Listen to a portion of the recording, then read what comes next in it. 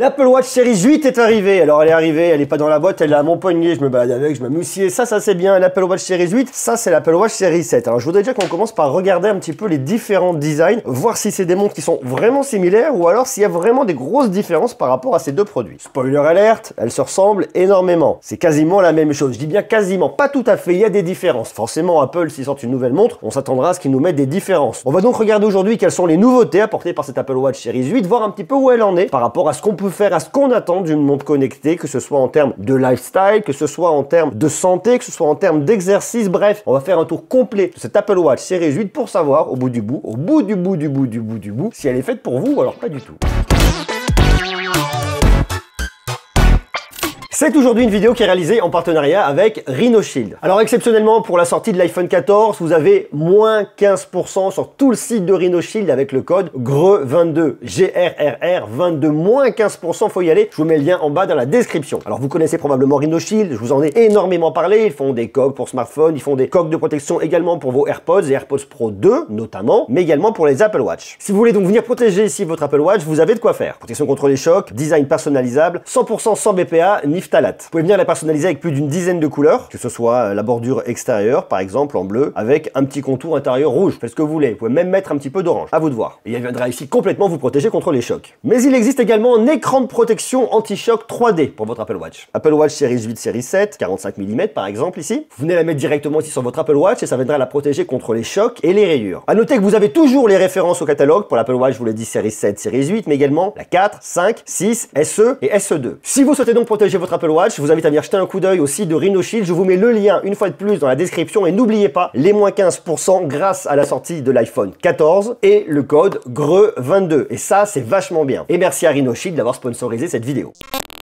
L'Apple Watch Series 8 est très clairement une évolution de l'Apple Watch Series 7. Elle se ressemble énormément. On va avoir le même type de boîtier. On va avoir du 41 ou du 45 mm. Les tailles ne changent pas. On va avoir un écran incurvé. On va avoir du Always On Display. On va avoir la même chose qu'on avait sur l'Apple Watch Series 7 avec quelques petits détails en plus. Notamment un capteur que vous allez avoir au dos. C'est un capteur de température. Alors attention, le capteur de température s'adresse aux femmes et pas aux hommes. C'est pas une prise de température à un instant T. Par exemple, si vous faites du sport, vous n'allez pas savoir à combien vous allez monter en température.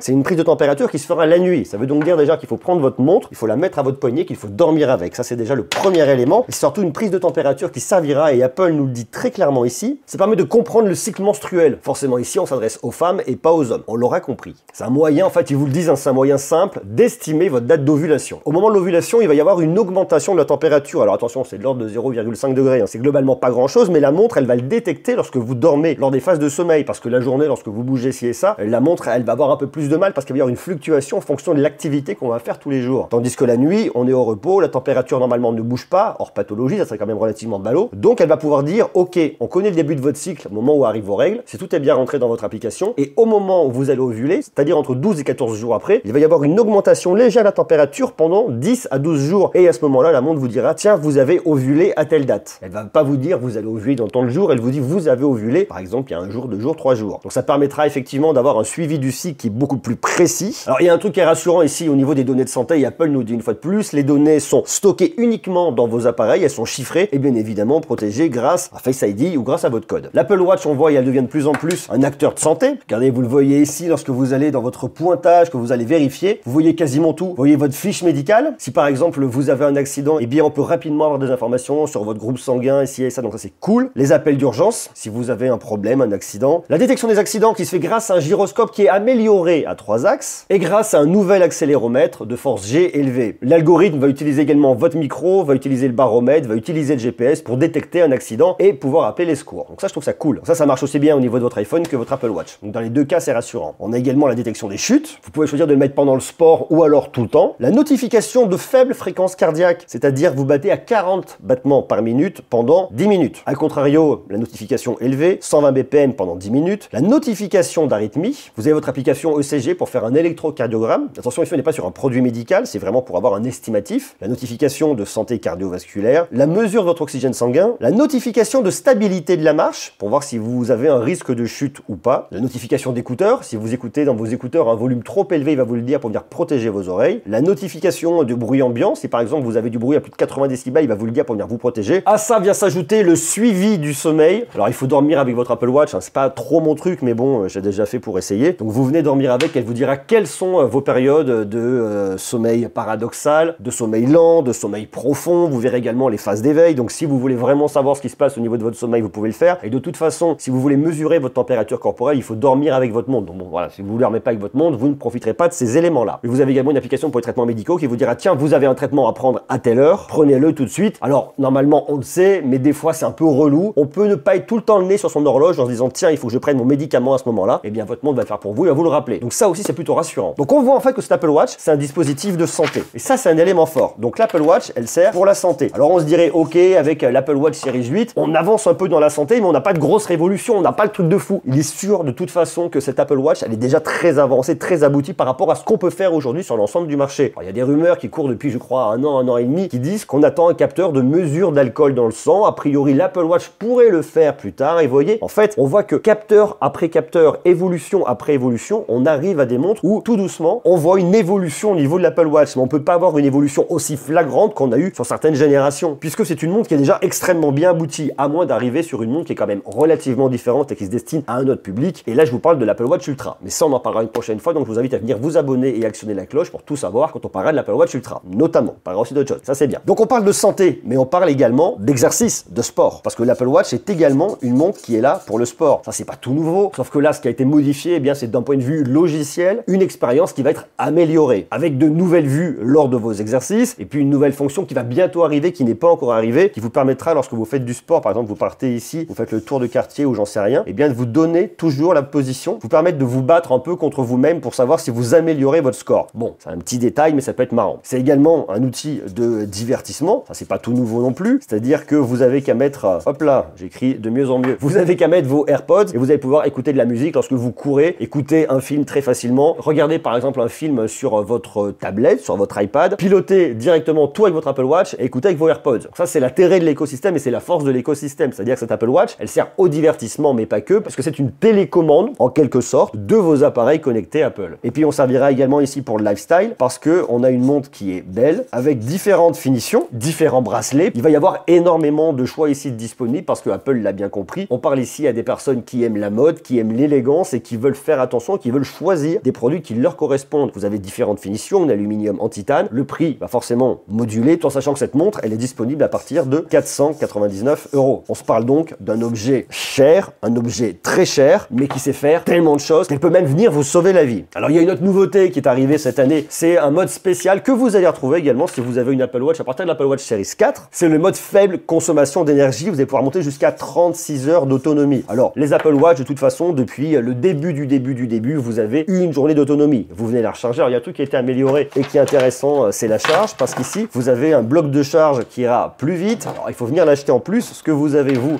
eh bien effectivement c'est votre câble de charge, mais le bloc il faut venir l'acheter en plus. Vous la rechargez rapidement. Donc ça c'est quand même bien, il y a un bénéfice par rapport à ce qu'on avait avant, mais l'inconvénient de cette Apple Watch c'est que vous la gardez une journée et seulement une journée. Donc si vous partiez, j'en sais rien, vous faisiez un grand voyage dans un avion, vous n'avez pas la possibilité de venir vous recharger. Si vous partiez plusieurs jours sans avoir la possibilité de vous recharger, eh bien vous étiez quand même un petit peu bloqué. Donc là vous activez ce mode et vous montez jusqu'à 36 heures d'autonomie. Ça va venir supprimer quelques éléments, ça va venir supprimer des capteurs, ça va venir supprimer le Always On Display, ça va venir minimiser un peu l'expérience, mais pour autant vous allez l'emmener beaucoup plus loin avec les fonctions essentielles. Donc en fait cette Apple Watch, elle est bien plus qu'une montre connectée. Elle ouvre un peu plus la porte de la santé prédictive parce que c'est une petite parenthèse que je vous fais là, mais on voit que dans le monde de la santé, on est aujourd'hui sur ce qu'on appelle de la santé curative, c'est-à-dire qu'on voit qu'on a un problème, on va se faire soigner à l'hôpital. Mais l'idée de tous ces objets connectés et de l'Apple Watch ici, un peu au centre de l'écosystème Apple, c'est de se dire, eh bien on a tellement de capteurs qu'on va pouvoir capter des choses avant même l'apparition des symptômes d'une maladie. Aujourd'hui on n'est pas capable de détecter des cellules cancéreuses qui vont se balader dans votre corps, hein, c'est pas le but, mais on n'en est vraiment pas là. Mais ça peut être un peu le but ultime, c'est-à-dire qu'avec une montre au poignet et puis différents capteurs qu'on pourrait imaginer après avec des miroirs connectés, des choses comme ça, eh bien on arriverait avec l'ensemble de ces capteurs à pouvoir justement capter des problèmes, des pathologies, des maladies avant même leur apparition, avant les symptômes. C'est-à-dire soigner les gens avant l'apparition des symptômes et avant l'apparition de la maladie. C'est tout l'enjeu de cette santé prédictive qui d'une coûtera moins cher parce qu'on passera moins de temps ici à venir se soigner sur un lit d'hôpital. Et surtout, on arrêtera les pathologies bien plus tôt. Donc on voit que les Apple Watch, année après année après année, avec de plus en plus de capteurs, elles permettent de sensibiliser les gens, avoir une meilleure santé, faire de l'exercice. On a des capteurs, on sait où on en est, ci et ça. Et elle permettra, au bout du bout, in fine, à terme, d'éviter l'apparition des maladies et d'avoir une population en meilleure santé. Alors on en est certes pas encore là, mais vous voyez, hein, avec tous les capteurs, avec tout ce qu'elle est capable de faire par rapport à la première génération, ça a vraiment évolué. Donc est-ce qu'il faut aujourd'hui venir acheter l'Apple Watch Series 8? Alors si vous avez une Apple Watch Series 7, je vois très clairement pas du tout l'intérêt aujourd'hui ici. Moi, vous vouliez avoir une mesure très fine du moment où vous allez venir ovuler, alors on peut le faire également avec un thermomètre, hein, une prise de température, c'est des choses qui existent, on peut venir le faire comme ça. Donc si vous avez une Apple Watch Series 7, gardez-la. Si vous avez une Apple Watch Series 6, gardez-la. Si vous n'avez pas d'Apple Watch et que vous voulez une Apple Watch, autant aller sur l'Apple Watch Series 8 qui est quand même vachement bien et très complète. Mais si vous trouvez une Apple Watch Series 7 moins chère, en reconditionné d'occasion, vous pouvez y aller aussi les yeux fermés parce qu'elle reste extrêmement actuelle. Et puis il y en a une qui est super canon et intéressante, c'est l'Apple Watch SE de deuxième génération. On en parle très bientôt parce que c'est peut-être l'Apple Watch qu'il vous faudra. Elle fera moins de choses, elle aura moins de capteurs, mais elle aura les fonctions essentielles qu'on attend d'une Apple Watch. Voilà ce que j'avais à vous dire aujourd'hui sur cette Apple Watch Series 8. Moi, je la trouve super bien, super canon. Je la trouve beaucoup trop chère, 499 €. Waouh, c'est presque 500 balles la montre. Mais pour autant, ce qu'elle fait, elle le fait drôlement bien. C'est vraiment une très jolie montre, un très bel objet connecté dans la mesure où vous pouvez vous l'acheter. Alors, on parlera de l'Apple Watch SE bientôt, qui, je vous le dis une fois de plus, elle a un tarif qui est beaucoup plus maîtrisé et qui est peut-être en fait l'Apple Watch à acheter cette année en 2022. En attendant, dites-moi ce que vous en pensez, vous, en bas en commentaire. Qu'est-ce que vous pensez de toutes ces fonctionnalités, notamment au niveau de la santé? On voit que la partie exercice, fitness, sport et la partie santé connectée sont intimement liées ici. Est-ce que vous les utilisez? Oui, non. Est-ce que le suivi du sommeil, c'est un truc qui vous intéresse? Mesdames, est-ce que toute la partie suivi de température pour votre ovulation, c'est quelque chose qui vous intéresse? Marquez-moi ça en bas dans les commentaires. Et puis nous, on se retrouve très vite pour continuer à parler d'Apple. Il y a encore plein de produits à venir voir. Le test définitif de l'iPhone 14 Pro Max qui est là. Je vais vous donner mon retour très bientôt. On se parlera également de l'Apple Watch SE, on se parlera également de l'Apple Watch Ultra. Plein de choses à raconter. Et ça, c'est très cool. Je vous embrasse. Prenez soin de vous et à très bientôt. Ciao.